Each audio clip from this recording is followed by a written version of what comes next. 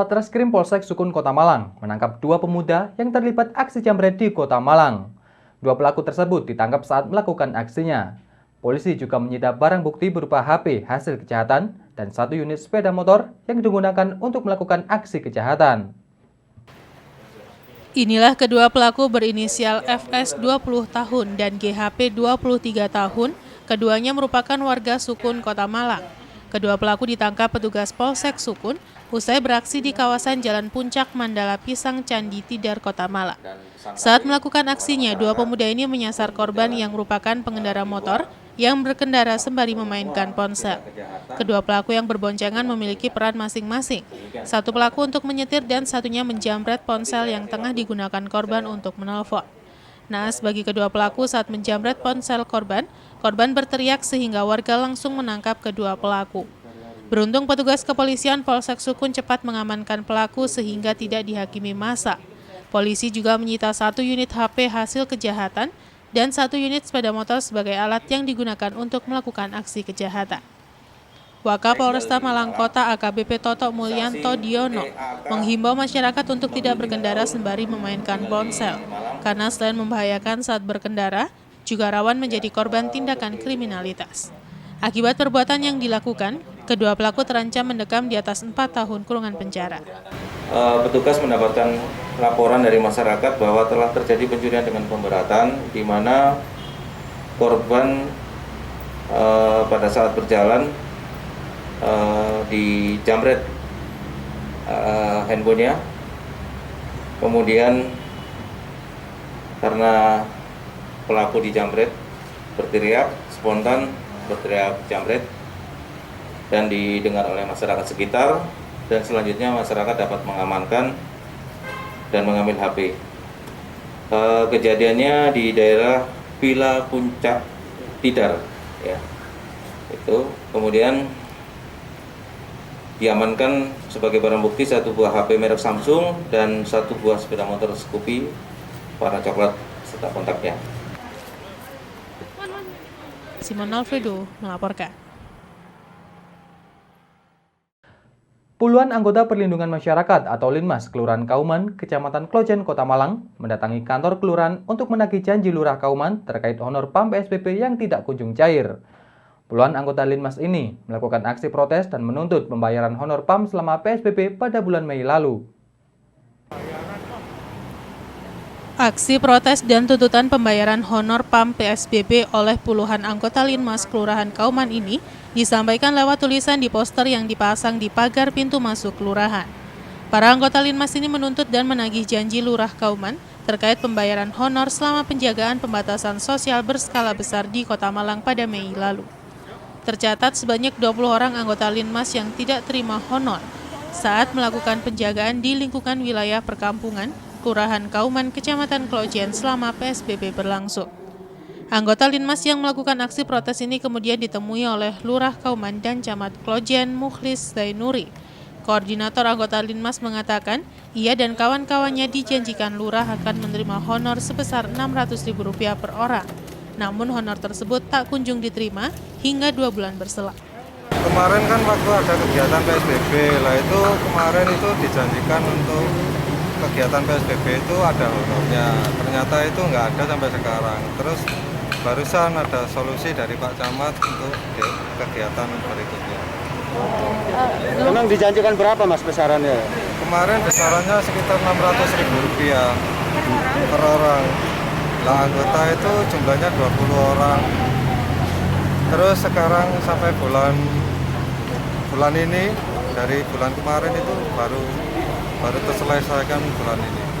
Tadi hasil dari pertemuannya seperti apa, Mas?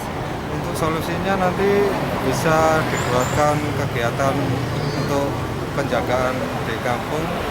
Nanti itu ada insentifnya. Ya. Honor yang kemarin akhirnya bagaimana, Mas, yang belum terbayar? Untuk honor yang kemarin itu penyampaian memang kurang jelas dari Bapak Lurah kemarin.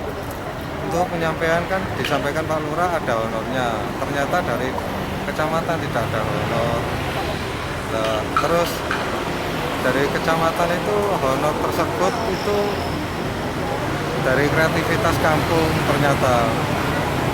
Sementara menurut Camat Klojen, Heru Mulyono mengaku ada salah komunikasi terkait pemberian honor pada anggota Linmas karena tidak ada anggaran untuk PAM PSBB di tingkat kelurahan.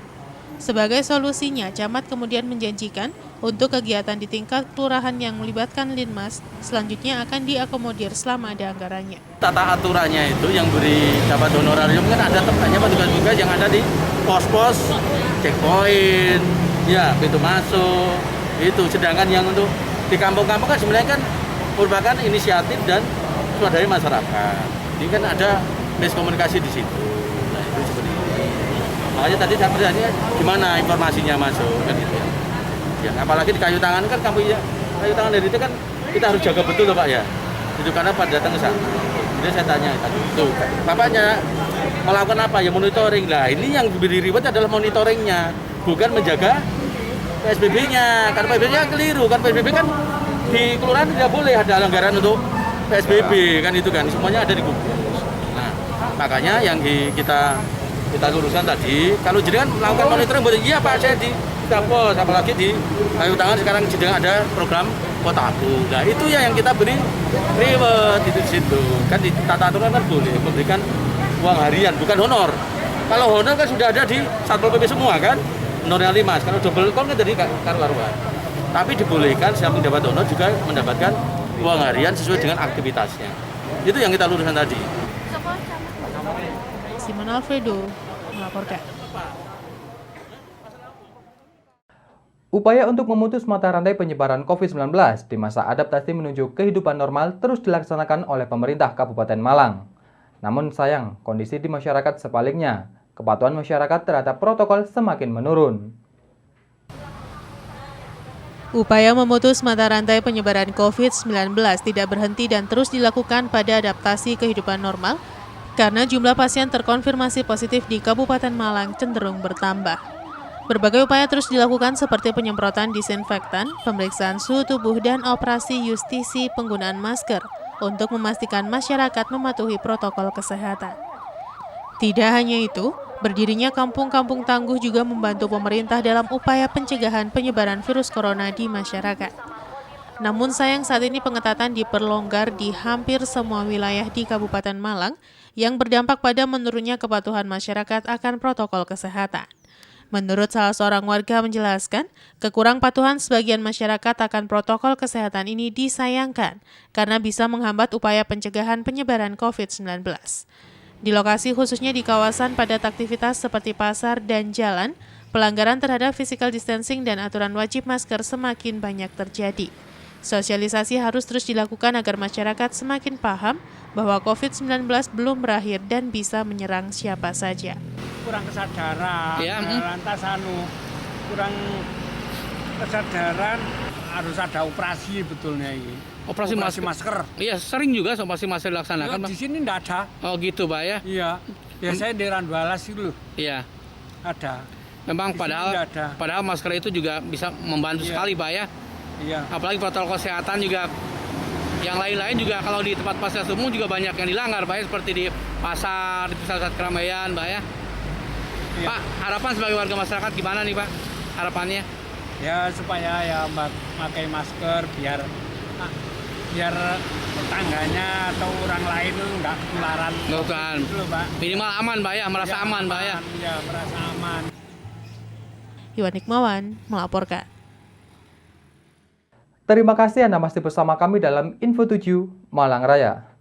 Meskipun ada larangan untuk bertatap muka dalam proses belajar di tengah pandemi COVID-19, tidak memutus semangat siswa-siswi SD di Desa Junrejo, Kecamatan Junrejo, Kota Batu. Untuk mempermudah proses belajar, belasan generasi muda menggagas pondok daring dengan memberikan akses pembelajaran daring secara gratis. Pembelajaran daring menjadi media pilihan ketika kegiatan belajar tatap muka tak lagi dinilai ideal saat pandemi COVID-19 melanda negeri. Berubahnya pola pembelajaran secara daring menuntut kesiapan dari kedua belah pihak, baik penyelenggara layanan pendidikan dan peserta didik. Digagas dari rasa keprihatinan di dunia pembelajaran saat negeri dilanda pandemi COVID-19, puluhan pemuda yang tergabung di RT 1 RW 2 Dusun Junwatu, Desa Junrejo, mendirikan pondok belajar yang diberi nama Pondok Daring, yang memberikan fasilitas secara gratis mulai dari tempat, sarana belajar hingga jaringan internet. Ini mereka lakukan untuk tidak memutus siswa-siswi memperoleh pembelajaran dari guru dengan cara daring. Salah satu koordinator pondok daring menjelaskan pembelajaran online dilakukan secara bergantian. Selain menyediakan akses jaringan Wi-Fi, disediakan pula sarana untuk membantu para peserta didik mengikuti pembelajaran daring, karena tak semua orang tua peserta didik memiliki sarana yang kompatibel. Dan untuk materi tugas belajar disusun pihak sekolah dan tim sekolah telah mengirim jadwal pada pondok belajar daring. Di hari Kamis, dililik sore itu biasanya hari Rabu misalnya. Tapi bisa fokus belajarnya. Kalau dibanding di sekolah, fokus mana belajarnya? Fokus di sini. Fokus di sini. Kenapa kok fokus di sini? Rabu, hari Rabu ya. Hari Rabu itu adalah daripada belajar. apa ini? Misalnya agama. Kenapa Itu kok begini? saya umumkan, jadi untuk besok agama tidak memakai tim. Kalau di sekolah apa sih susahnya?